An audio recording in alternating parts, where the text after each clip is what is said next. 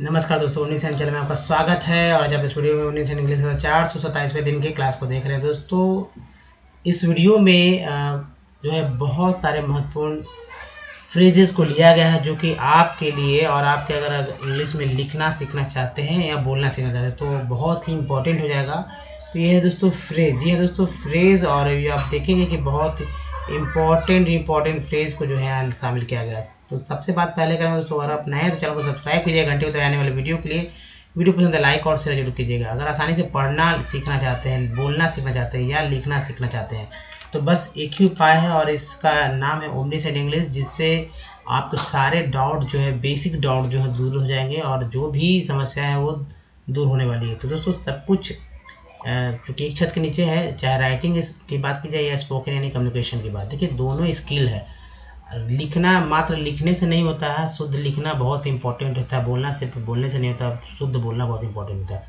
देखिए ग्रामर की तो मैं बात भी नहीं करता हूँ। जी हाँ दोस्तों, ग्रामर जो है, ग्रामर का रूल रेगुलेशन जो है वो पढ़ाने की बात भी नहीं होती है, क्योंकि सारे के सारे जो भी सेंटेंसेस है वो ग्रामर बेस्ड ही है और वैसे में बहुत इंपॉर्टेंट हो जाता है। लेकिन फिर भी हर एक तरह के वर्ड मीनिंग के लिए आपके पास होने चाहिए अधिक से अधिक वो क्या मीनिंग भी, जो डेली यूज वर्ड होते हैं, ठीक है, यानी बेसिक वर्ड होते हैं, तो इस तरह के मीनिंग आपके पास होने चाहिए। एक लिस्ट होनी चाहिए, वर्ब का लिस्ट होना चाहिए ताकि जब यूज़ करें तो वर्ब भी आ जाए। ईडियम्स होने चाहिए, यानी कि मुहावरे का लिस्ट होना चाहिए ताकि आप इसका उपयोग कर सकें। फ्रेज का तो होना ही चाहिए दोस्तों, जो कि अब चल रहा है फ्रेज। और प्रोवर्ब्स, जी हाँ दोस्तों, प्रोवर्ब्स यानी कहावतें। देखिए वर्ड मीनिंग तो कहते हैं वर्ड मीनिंग, अब सब मीनिंग का दोस्तों जब आप सेंटेंस बनाते हैं तो वर्ब के बारे में पता चल जाता है, ठीक है, डेली यूज़ के बारे में पता चल जाता है। लेकिन जब बनाते हैं तो इंग्लिश में ना इडियम्स के बारे में पता चलेगा क्या ये इडियम्स है, या ना फ्रेज के बारे में पता चलेगा कि ये फ्रेज है, ना प्रोवर्ब्स के बारे में पता चलेगा कि ये प्रोवर्ब्स का हिस्सा है। क्योंकि लगेंगे तो बेसिक वर्ड है, डेली यूज वर्ड है, लेकिन वो डेली यूज वर्ड नहीं होता है बल्कि इडियम्स, फ्रेजेस और प्रोवर्ब्स होते हैं। तो समझिएगा तभी सीख पाइएगा दोस्तों। सब कुछ सीखेंगे विथ इजी स्टेप। और आइए शुरू करते हैं हमारा आज का जो है फ्रेजेस। तो देखिए पहला फ्रेज जो है दोस्तों, फ्रेज है इन अपोजिशन। अब देखिए अपोजिशन मीन्स क्या होता है, आप तो जानते हैं अपोजिशन मीन्स जो कि विपक्ष में बैठता है। वर्ड क्या होता है अपोजिशन का, अगर डेली यूज वर्ड में शामिल किया जाए तो ऑपोजिशन का मतलब होता है विपक्ष। जी हाँ दोस्तों, पक्ष का जो है विपक्ष। तो ये विपक्ष होता है, जो कि आप देखते होंगे कि टीवी पे हमेशा सुनने को मिलता होगा, विपक्ष के विपक्षी सत्ता यानी विपक्ष में बैठा हुआ, तो अपोजिशन होता है। लेकिन अब इन अपोजिशन टू का अर्थ क्या होता है? अब बस इन और टू जुटा है, क्या हो जाएगा अर्थ? देखिए आज पूरा अर्थ फ्रेज में बदल जाता है और हिंदी अर्थ हो जाता है विरोध में, ठीक है। बात वही है विपक्ष, लेकिन यहाँ विरोध में हो गया है, थोड़ा सा अंतर है। अब यहाँ तो सिंपल से मिल भी जा रहा है, लेकिन आगे आपको नहीं से मिलने वाला। अब देखिए एग्जांपल है, he has joined the bar in opposition to. देखिए रेड से मैंने जो कि फ्रेज है तो फ्रेज को इंडिकेट किया है ताकि समझ में आए कि कौन सा कहाँ फ्रेज लगा हुआ, कैसे लगा हुआ। तो देखिए फ्रेज जो है शुरू में, बीच में या अंत में लगते हैं दोस्तों। The wishes of his friend, he had joined the bar in opposition to wishes to his friend। बार का मतलब यहाँ पर जो है तो बार काउंसिल से है, यानी कि वकालत जहाँ होता है वहाँ से है। तो देखिए अपने दोस्तों की इच्छाओं के विरुद्ध उसने वकालत का पेशा अख्तियार किया है, ठीक है। चलिए देखते हैं। और ये देखिए इन ऑपोजिशन टू के बाद देखिए फ्रेज हमारा है इन पर्सन। पर्सन मीन्स क्या होता है? पर्सन मीन्स व्यक्ति होता है ना, व्यक्ति होता है। चलिए यहाँ तो बात करते हैं कि व्यक्ति है, व्यक्ति। तो व्यक्ति में अगर कर लेते हैं इन पर्सन, व्यक्ति में पर्सन। तो हिंदी अर्थ क्या होता है? तो यहाँ इन पर्सन मीन्स अपने शरीर में हो जाएगा, एकदम पूरा ही अर्थ बदल आपको, जैसा कि डेली वर्ड में मिलता है। पर्सन मीन्स पर्सन में पुरुष भी होता है, व्यक्ति भी होता है, तो ऐसा तो नहीं है, अपने शरीर में है, एकदम फ्रेज बदल गया ना। एग्जाम्पल, तो जब सेंटेंस में आप इसे तो समझ नहीं पाते भाई, जब पढ़ते हैं तो पढ़ने को तो पढ़ लेते, समझ भी लेते, लेकिन वो गलत समझते हैं। अब वहाँ देखिए he went in person to attend the feast, ठीक है। फीस्ट मीन दावत होता है, तो वह खुद दावत में शामिल हुआ, वह खुद दावत में शामिल हुआ, यानी अपने शरीर के साथ वो, मतलब पूरा शरीर जो एक्चुअली अपने शरीर वो शामिल हो। तो सेंस को पकड़ना होगा। चलिए अटेंड मीन्स क्या होता है, शामिल, फेस्ट मीन्स दावत होता है। नेक्स्ट है दोस्तों फ्रेज हमारा इन पॉइंट ऑफ या इन रिस्पेक्ट ऑफ, क्या हो जाएगा हिंदी अर्थ दृष्टि से, दोनों के लिए in point of, in respect of, respect mean आदर होता है, पॉइंट मीन तो व्यू होता है, दृष्टि होता ही है, लेकिन रिस्पेक्ट मीन आदर होता है, लेकिन यहाँ देखिए दृष्टि से हो जाएगा। एग्जाम्पल है you are senior to me, you are senior to me in point of service, मतलब कि नौकरी की दृष्टि से आप मुझसे पुराने हैं, मुझसे वरीय हैं, सीनियर, ठीक है, तो सीनियर को वरीय भी बोलते हैं, याद रखिएगा, ठीक है। नेक्स्ट है फ्रेज हमारा दोस्तों phrase in proportion, proportion to, Hindi अर्थ है अनुपात में, और एग्जाम्पल है तो boys were awarded in proportion to their work, मतलब कि लड़कों को उनके काम के अनुपात में पुरस्कार दिया गया है।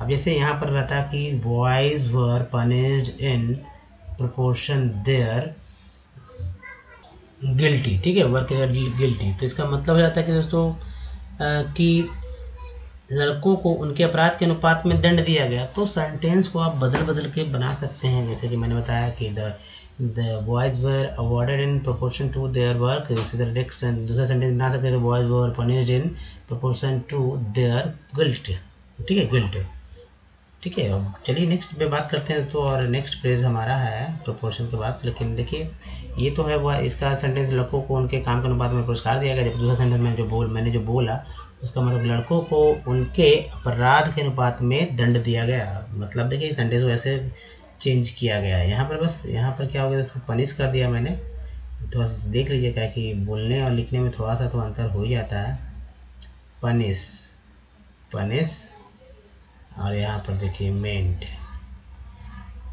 पनिशमेंट हो गया, देयर वर्क की जगह यहाँ पर हो जाएगा तो गिल्ट, ठीक है, गिल्ट हो जाएगा, तो यही है। अब बात करते हैं नेक्स्ट, चलिए नेक्स्ट जो है आपका जो हमारा, तो ये दो हो गया, दोनों को अब लिख सकते हैं, बोल सकते हैं, समझ सकते हैं, और भी तरह से बना सकते हैं।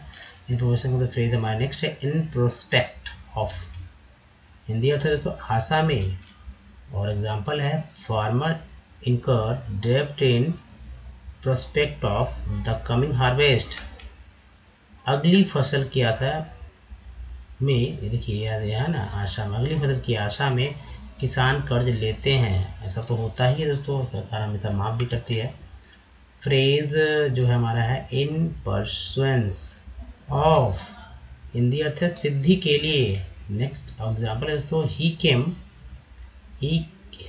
Can stoop to anything in pursuance of his object, मतलब कि अपने उद्देश्य की सिद्धि के लिए वह किसी हद तक नीचे उतर सकता है, यानी कि नीचे जो है गिर सकता है, जी हाँ दोस्तों, उतरना वाले गिरना, गिर सकता है। चलिए अब नेक्स्ट देखते हैं, हमारा फ्रेज है दोस्तों है इन क्वेस्ट ऑफ या इन सर्च ऑफ, और हिंदी अर्थ क्या है दोस्तों, खोज में, तो इन सर्च ऑफ मीन्स खोज में, इन क्वेस्ट ऑफ मीन्स भी खोज में। एग्जाम्पल है he is moving up, he is moving up and down in quest of या in search of a suitable job, कितना इजी है दोस्तों। अब देखिए उपयुक्त नौकरी की तलाश में वह इधर उधर घूम रहा है, ठीक है, वह इधर उधर के घूम रहा है, उपयुक्त नौकरी की तलाश में वो इधर उधर घूम रहा है, तो इन क्वेस्ट ऑफ की जगह इन सर्च ऑफ भी डाल सकते हैं।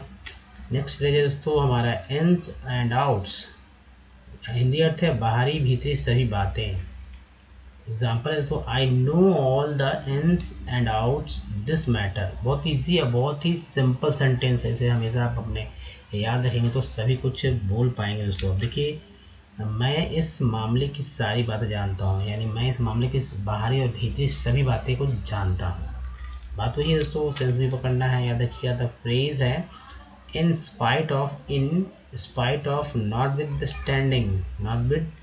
स्टैंडिंग, हिंदी अर्थ है रहते हुए भी। अब देखिए एग्जाम्पल है इन, शुरू में ही है इन स्पाइट ऑफ जो कि हमारा फ्रेज है, poverty he rose to eminence, मतलब गरीबी में रहते हुए भी उन्होंने प्रसिद्धि पाई। नेक्स्ट है तो दोस्तों देखिए दोस्तों नेक्स्ट है फ्रेज हमारा इंटैक्ट, ये दोस्तों इंटैक्ट, हिंदी अर्थ है सही सलामत। इंटैक्ट मीन्स क्या होगा, सही सलामत। एग्जाम्पल है ऐसे ही लेंगे दोस्तों, द हाउस कॉट फायर। एक तो ये सेंटेंस है, दूसरा है ऑल थिंग्स वेयर बर्न्ड, ठीक है, only doors and windows were intact. मतलब कि घर में आग लग गई और सभी चीजें जला दी गई हैं और खिड़की चटक गई है, ये इसका मतलब है।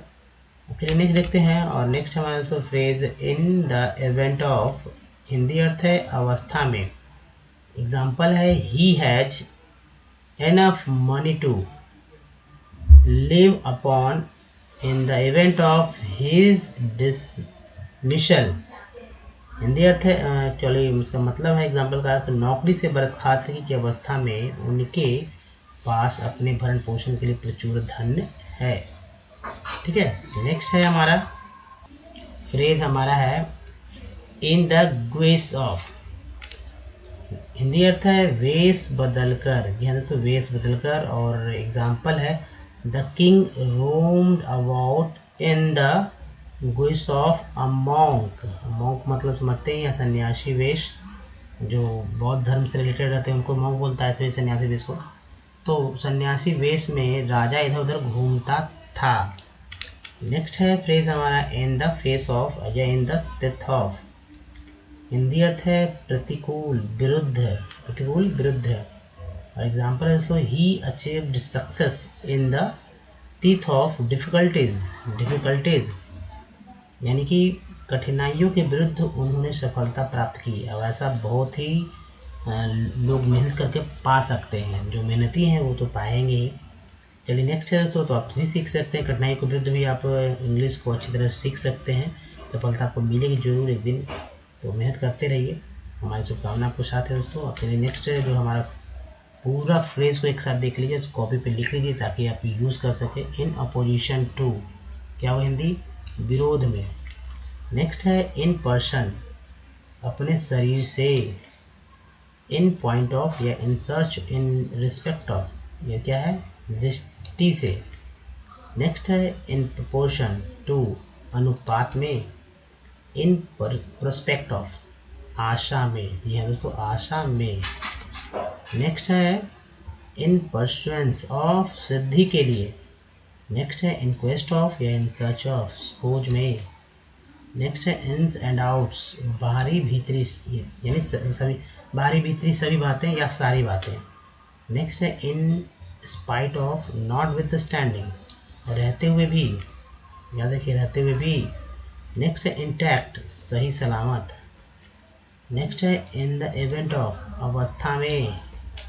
नेक्स्ट है दोस्तों इन द गुइश ऑफ, वेश बदलकर। तो दोस्तों ये था सारा का सारा, नोट कीजिए यहाँ से और सीखिए, लिखिए और अधिक से अधिक बार प्रयोग कीजिए बोलने में, और इस सेंटेंस में यूज़ कीजिए दोस्तों। तो दोस्तों इस वीडियो में यहीं तक। ये वीडियो कैसा लगा बताइए, अगर अच्छा लगा तो प्लीज़ लाइक कीजिए, शेयर कीजिए, नहीं तो चैनल को सब्सक्राइब कीजिए घंटे को आने वाली वीडियो के लिए। और एक लिंक दोस्तों यहाँ पर मिलेगा जिससे कि हमारे चैनल को सब्सक्राइब कर सकते हैं। एक लिंक यहाँ है जिससे कि हमारे चैनल को आप डे 1 से देख सकते हैं। हमारे प्लेलिस्ट का ये महत्वपूर्ण लिंक है, बस टच कीजिए, आप चले जाएंगे वहाँ पर, लिंक पर प्लेलिस्ट खुल जाएगा और देख सकते हैं।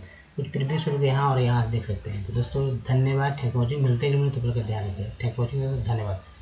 और don't miss the next video, क्योंकि बहुत ही इंपॉर्टेंट फ्रेजेस का ये क्लास चल रहा है, तो बहुत जरूरी है आपके लिए। धन्यवाद दोस्तों, थैंक यू।